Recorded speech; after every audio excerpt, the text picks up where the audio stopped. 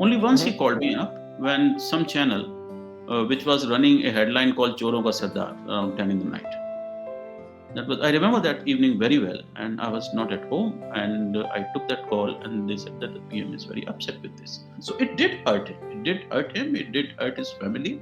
My heart goes out to them that they were there and they were looking at this spectacle of their father, who was a very dignified and a very well educated and proved all over the world his worth.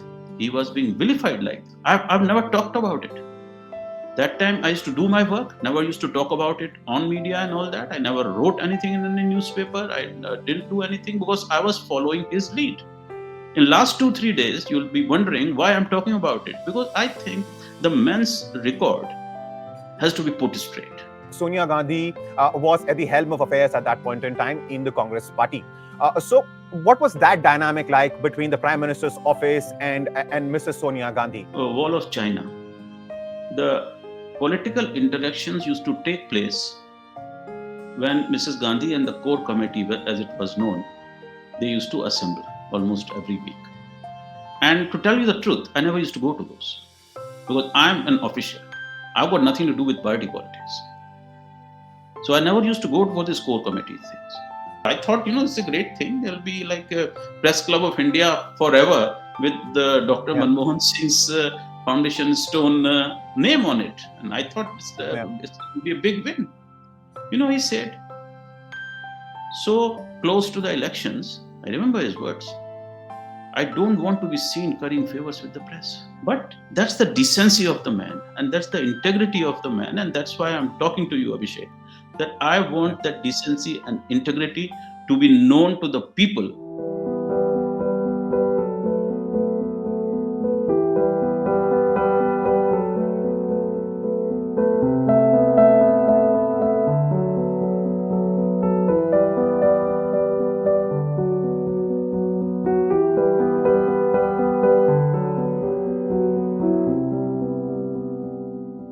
Former Prime Minister Dr. Manmohan Singh was cremated with full state honors on Saturday, in the presence of dignitaries from across the world. Often called the Scholar PM, his tenure as a Prime Minister lasted 2 complete terms between 2004 and 2014. He's credited with opening up the Indian economy and the nuclear deal, among other things. And as it happens in public life, especially politics, he was often subjected to harsh criticism by his political opponents. Monikers like the reluctant PM or remote control were also often used to characterize his tenure and leadership. But some of these things are just that. कुछ तो लोग कहेंगे, लोगों का काम है कहना. And a politician's life, reluctant or proactive, is marked by many such things. To talk about what was Dr. Manmohan Singh as a person and as a Prime Minister, I'm joined by someone who worked with him closely. He had the dual privilege of not just covering him, but also working with him as his communications advisor. Mr. Pankaj Pachauri, a veteran journalist who went on to join the Prime Minister as his communications advisor, as I said earlier. Thank you for taking out the time, Mr. Pachauri, and thank you for talking to us. Thank you. You had the privilege of not just covering him as a journalist, but you also worked very closely with him. So how would you characterize him? See, I joined the government in 2012 January when Yes. this movement, this India against corruption movement, was at its peak, and that was one of the reasons why I joined that the government, because I was thinking by my I've been working on economy. I used to do a program called Money Mantra. So you can imagine that Yeah. everything which is in our financial markets and in our business economy, I used to be on top of that because I was working on that program. So when I joined this, there's one thing which was very clear, that the economy was doing well, and people across the world, on my show, a lot of people used to come, and business leaders, and they'll say things are going on fine. There were some problems at that time, but he was so. I joined it because I knew at that time that if India uh, continued to strive that 8% GDP growth per year for another 10 years, I think we could have moved from low middle income to middle income country on a whole, the way we were going. It needed another 10 years of 8% growth. And then I saw this prime minister coming under very harsh criticism, and I didn't offer my services. Someone just called me.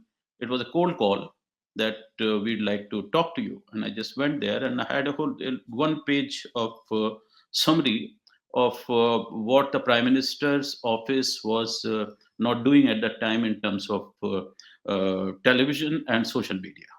Just that bit. So they say, why did you Right. do So, it? so you went prepared. Yeah, I was naturally prime minister is calling you. Yeah. You are not going to Yeah. interview him. He's going to interview Yeah. you.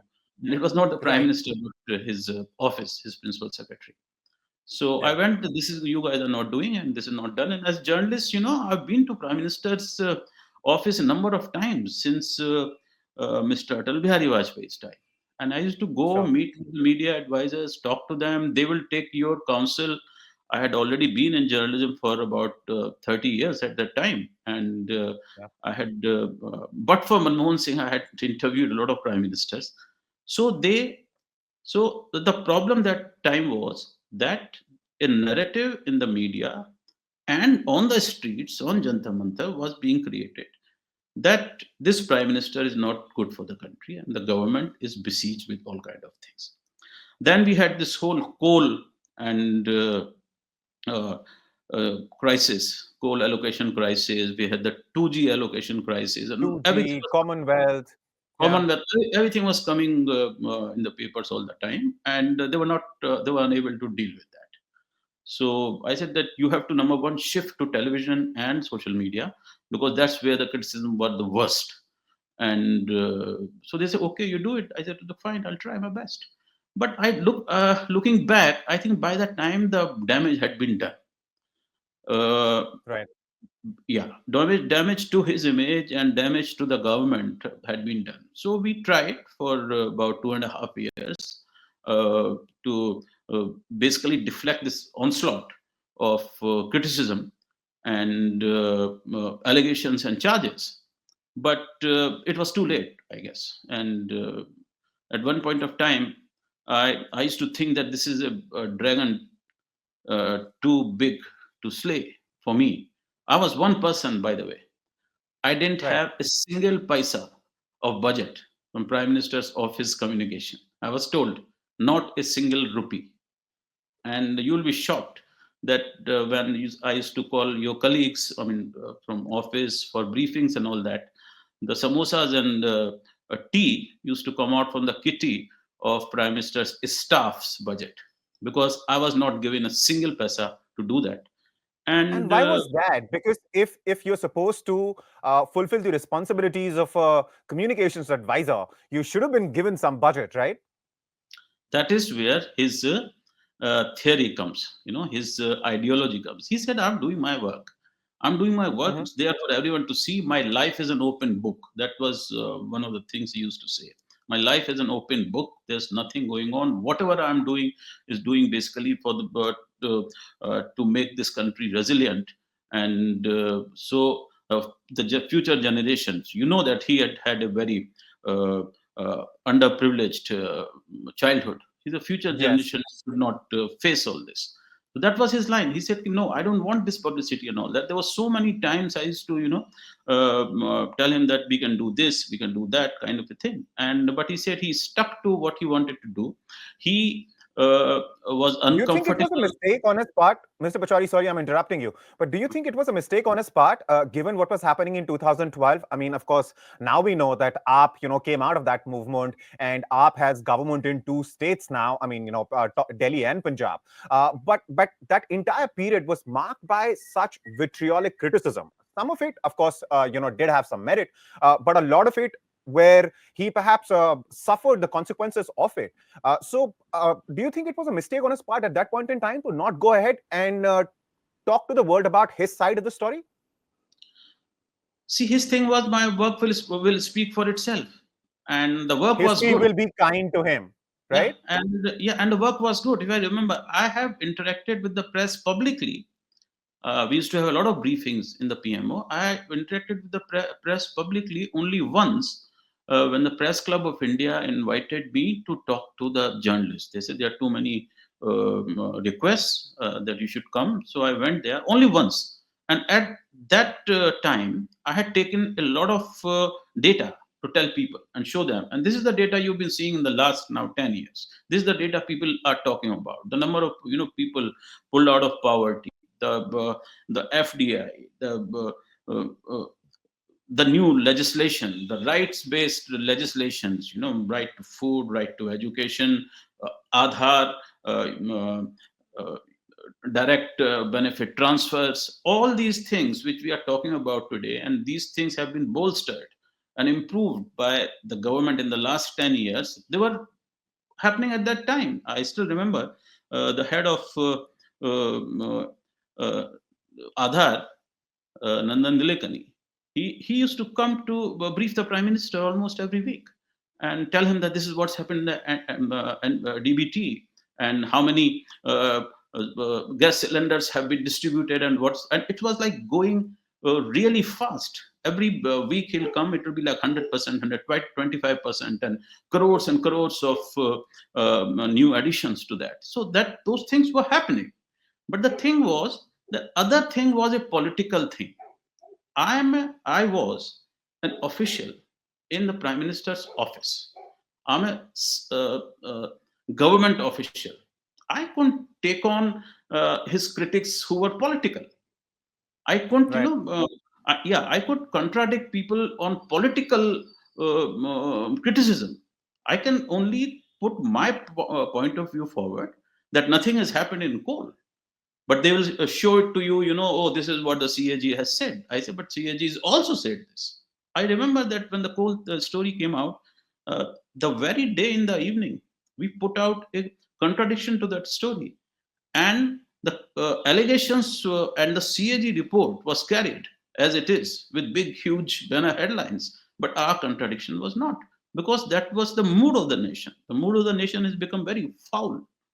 And that was And because of as you were perhaps political. saying earlier, it was too late by then anyway, because the damage had been done. But having said that, there are a bunch of other things which I want to talk to you about. And that's because, of course, I mean, you joined him much, much later. I mean, towards the end of his tenure as a prime minister in 2012.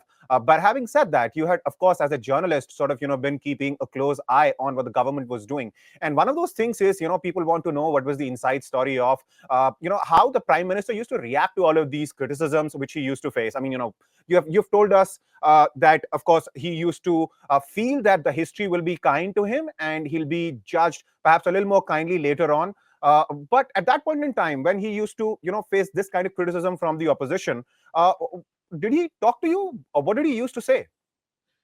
Uh, we used to talk about the story and the media coverage almost every day. I was one of the the last people to meet him at days sometimes, because there's so much going on. And Right. you started the broadcast by saying "Kuch to log kahenge." He used to quote his vice chancellor from Punjab University, and he used to say that people will say what they want to say. So let them say what they want to say. I'll just keep doing my work. He used to quote, I'm forgetting the name of the vice chancellor at that time. And he used to say that. Right. He said, "Mujhe apna kaam karna hai. And I'm not here to, he used to say, to make myself larger than life. I'm not here to indulge in propaganda." I mean, But I'm sure it hurt him when he used to hear it such did. monikers, reluctant PM, accidental It did. PM, It did. remote control prime minister, and so on. See, we never used to talk after office hours, not too much. Only once he Mhm. called me up when some channel, which was running a headline called Choro ka Sardar around 10 in the night. I remember that evening very well, and I was not at home, and I took that call, and they said that the PM is very upset with this. And I rang up the owner and the editor of that news channel, and I never used to do that. I was not used to. I mean, this person was my boss. I had a very good stint at this publication, and it was a very good publication. But when I said, "Ki, did you?" So this was the whole moral thing which became. So the only thing I could tell the editor was that this is a kind of story being carried on your channel which you would have thrown if a reporter had filed it to you, because no reporter can file a story without any authentication and say Choro ka Sardar as a headline. I discussed that with him. And I say, I don't talk to him. This was only one instance when I called up someone out of office hours and tried to sort of reason out on things. So it did hurt him. It did hurt him. It did hurt his family. My heart goes out to them that they were there and they were looking at this spectacle of their father, who was a very dignified and a very well educated and proved all over the world his worth. He was being vilified like this. I really do. And for the last 2 3 days, I've never talked about it. That time I used to do my work, never used to talk about it on media and all that. I never wrote anything in any newspaper. I didn't do anything because I was following his lead. In last 2 3 days, you'll be wondering why I'm talking about it, because I think the man's record has to be put straight. I've given more than 20 interviews about him after his death. For the reason being that I do not want that legacy to be besmirched. I want, the history to be corrected. I want all these people who are making these allegations at that time told that they have not been nice to a very nice person, that they have been Right. absolutely, this was injustice, that whole injustice against him of being, Yeah. vilified You know, for you know, things. You've seen the and the thing is, outcome of these cases, the 2G, the coal, and all that. You've seen the outcome of these cases. So we were right at that time, but no one listened to you because there was this whole political narrative which was made, which from the Prime Minister's office as a government uh, institution, we could not fight. It was to be fought in the political arena, over which I had no control over. I could right. not do. Now, that's the political arena. Of course, you're talking about the opponents and the criticism of his policies, Yes, yes. and some of these allegations which were made by CAG, etc. But we'll talk about that, and we'll also talk about his legacy in a little bit from now. But before that, what I also want to talk to you about is, of course, the internal party dynamics. I mean, he was the prime minister, but of course, Sonia Gandhi was at the helm of affairs at that point in time in the Congress party. So what was that dynamic like between the prime minister's office and Mrs. Sonia Gandhi? Because there are a lot of stories, books have been written, a lot have come out. But how he used to react? Did he confide in you about any of those stories?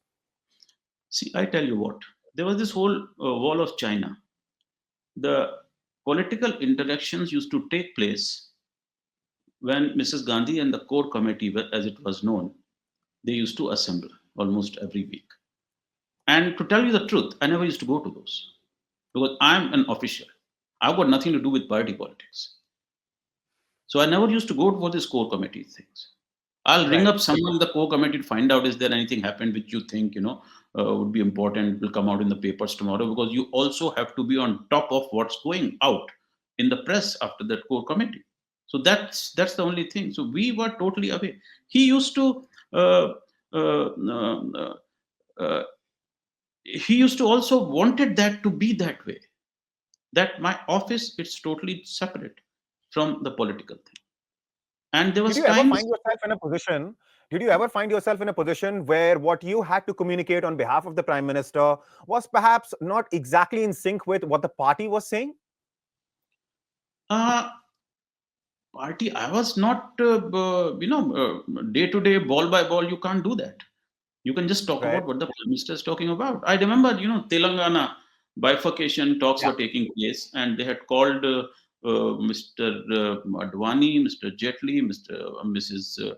Sushma Swaraj, and they were like criticizing him all the time, and they were saying all kind of things about him, in the parliament, outside parliament. And there was this meeting, and because it was an administrative matter, because the announcements had to be made, I was there. And I remember these people came out. Now I knew all these dramatis personae, as you say, because I have known Mr. Jetli for like 30 years, because Yeah. I used to be on BJP beat. So I just told him that, are you going to make any announcement? Because I don't want them to report about the meeting with the prime minister. So say, are you going to make any announcement? He said, no. I said, we are also not going to make any announcement. Simple. So you keep it separate. Let it be then to the party to deal with it. because this was a semi political administrative affair. So this is how it was working, and and his instructions were very clear, that I do not want to tom what I'm doing day to day and every day. And I'll just give you one example, simple example, how Sure. sensitive he was to media and to media criticism. So there was this proposal about the Press Club of India had been allotted land next to the building where it is right now on the same road. Hmm. They came and they said that we want to construct a new Press Club of India down the road, and we would like the Prime Minister to lay the foundation stone at least. It will take a long time for that construction to happen. And Right. this was about towards the end of 2013. And I took the proposal to him. I said, these people had come and they want this. And I thought, it's a great thing. There'll be like a Press Club of India forever with the Dr. Yeah. Manmohan Singh's foundation stone name on it. And I thought Yeah. it's going to be a big win. He said, so close to the elections, I remember his words, I don't want to be seen currying favors with the press. And that thing never Right. happened. I mean, that I think that allotment is also now gone back, and press club people are, fighting in the court about that. So Yeah. this was Yeah. Yeah. he was very sensitive about it, not just about his image. That I don't want to be seen as a prime minister who's currying favor with the press so close to the election. So he made like a lot of sacrifices, and I'm speaking to you seriously that I don't want those sacrifices to go totally unnoticed, and I want to Right. put the record straight that here was a good man who was doing good things, and because of the politics of that time, he used to say it very clearly that all this I see the criticism and allegations not against me personally, it's because I'm sitting on this chair and they want this chair. Simple. And Right. that Right. was that was the thought behind all whatever he did, and that's why, I So mean, that was the politics then. And talking about the politics now, of course, after he was cremated, allegations have been flying around. Congress has said, of course, Mallikarjun Kharge has commented on it. Rahul Gandhi has said a few things. Arvind Kejriwal also chimed in, and that is about the prime minister not being accorded the kind of respect perhaps that he deserved. And the demand was that there should have been a memorial which should have been built. And what do you think about that? see, I the man I knew, I think he should be sitting somewhere up there, and he would be very amused by this. I'm telling you. Right. And because he said that this is not a personal thing, that you make a memorial and all that. He said, my policies, if we take those policies forward, if we make hospitals in his name, and you set up universities in his name, and have a new education policy in his name, that's what I think this is my thing, my personal observation about it, Shashi Tharoor, what Shashi the Tharoor party also said, I mean, perhaps naming a did. university after him would be an appropriate I don't thing know. to I do. can't Yes. comment. I can't comment because Right. Right. to tell you the truth, seriously, I have not talked to these people in last 10 years, the Right. politicians who were involved at that time. I go once a year or something in a function which is held in the name of. There's a function in the name of Mrs. Gandhi. There's an international award given. I just attend that. I say hi to all the people because that is something I believe in. That global personalities should be given recognition in India, and I do that. I don't want to. At that time, I didn't get into involved into politics. So this time I'm like really, really far away from that. Right. Right. Having said that, before I let you go, last question to you. And if you were to tell me in a minute, what do you think Prime Minister Manmohan Singh's legacy is going to be? And do you think history will be as kind as he hoped it would be to him? History is going to be kinder to him more than what's happening in last 2 3 days after his passing away, because the work he did, and silently the kind of work he did. See, here was a man who had uh, who had really felt the poverty of India post partition India. He had really felt the pain firsthand. He wanted to remove the pain not just for him but for as many people he wanted. So he had a vision for that. He studied economics, he studied trade, his PhD was on trade, he went to the best of the institutions in the world. So he had a vision how this can be done on trade, on how India can be improved financially and economically. So that's one. Second, because of his this consensus making, 10 years is a long time to run a coalition government. So Indeed. this whole consensus making, so he had a strategy to implement that vision, that we'll take people. He used to say very clearly that 10 things. I mean, in a coalition government, I'd like to do 10 things, but if I strike like 7 or 8, it's good enough. So, like, he had a common minimum program in his head that this can happen, this cannot happen. So that's one, the strategy to implement that. And then he had this empathy that what I'm doing is fine. And he related to the people actually for whom he was working for. He was not just working for, he was told a neoliberalizer, and I've seen him Yeah. deal with all the corporate honchos. It was same as he's deal with the staff in a staff party in PMO.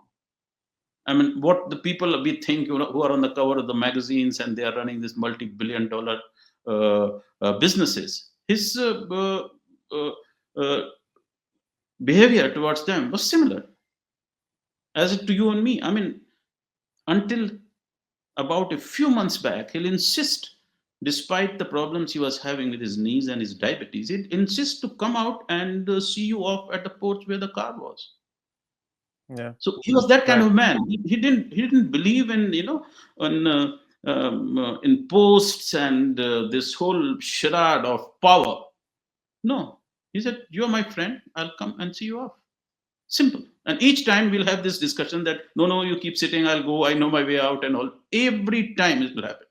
And I used to meet him quite a lot initially, but then he was not well, so I started, staggering my this thing. I met him in I think September or August this year last, and Yeah. the same thing. Yeah, the same thing. He said, I can't walk, so he asked Mrs. Kaur to say that see him off.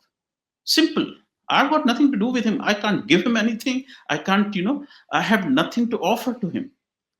But that's the decency of the man, and that's the integrity of the man, and that's why I'm talking to you, Abhishek. That I Yeah. want that decency and integrity to be known to the people who have been uh, brainwashed about this man, Dr. Singh. Thank you so much, Mr. Pachauri, for taking out the time and talking to us. And, just like you, I will also hope that history is perhaps going to be as kind to him as he hoped. Thank you so much, Mr. Pachauri, for taking out the time and talking to us. Thank you, Abhishek.